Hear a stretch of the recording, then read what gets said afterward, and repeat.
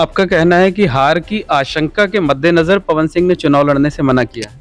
हार की आशंका, दूसरा जनता का रोष, तीसरा अपने आप को प्रतिष्ठा बचाने के लिए लोगों ने चुनाव लड़ने से इनकार किया होगा, क्योंकि और कोई कारण तो किसी ने बताया नहीं। बीजेपी ने लोकसभा चुनाव को लेकर उम्मीदवारों की पहली लिस्ट जारी कर दी है, जिसमें बीजेपी ने 195 उम्मीदवारों के नाम का ऐलान किया है।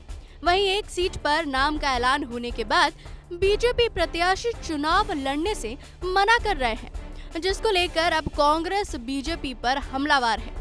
दरअसल शनिवार को बीजेपी ने जो लिस्ट जारी की, उसमें ममता दीदी के गढ़ यानी कि बंगाल के आसनसोल सीट से भोजपुरी सुपरस्टार पवन सिंह को मैदान में उतारा। लेकिन रविवार को पवन सिंह ने चुनाव लड़ने से इनकार कर दिया। उन्होंने सोशल मीडिया में एक पोस्ट किया और चुनाव नहीं लड़ने की बात कही, जिस पर अब कांग्रेस नेता प्रमोद तिवारी ने बीजेपी को घेरा है। कांग्रेस नेता प्रमोद तिवारी ने बताया कि देश के इतिहास में ऐसा पहली बार हुआ है। उन्होंने कहा कि आज लोगों को पता है देश के क्या हालात है। ऐसे में कोई भी बीजेपी प्रत्याशी जनता के बीच जाने से डर रहा है। वो जान रहे हैं आज महंगाई चरम पर है, इसलिए चुनाव लड़ने से पीछे हट रहे हैं। कि आसनसोल से पवन जी ने भी इनकार कर दिया, ये भी सेलिब्रिटी। तो मुझे याद नहीं पड़ता कभी देश के इतिहास में 3 घोषित उम्मीदवार चुनाव लड़ने से इनकार कर। उनके पास बेटर फीडबैक होता है, बेहतर फीडबैक होता है। उन्होंने जमीनी हकीकत देख ली कि भाजपा के टिकट पे चुनाव लड़ना अब सुरक्षित नहीं है। महंगाई, बेरोजगारी, एंटी इनकम्बेंसी, विज्ञापन में, समाचार में तो दिख रही है भाजपा। जनता के बीच में जाओ तो महंगाई, बेरोजगारी, वादा खिलाफी, झूठ, 15 लाख, 2 करोड़, इन सब की वजह से जनता में रोष है। तो जानते हैं हासिल क्या होने वाला है। इसके साथ ही प्रमोद तिवारी ने पवन सिंह के चुनाव नहीं लड़ने का कारण भी बताया। कहा कि पवन सिंह को पता है हार का सामना करना पड़ेगा, साथ ही उन्हें अपनी प्रतिष्ठा बचानी है और उन्हें जनता के आक्रोश के बारे में भी पता चल गया है।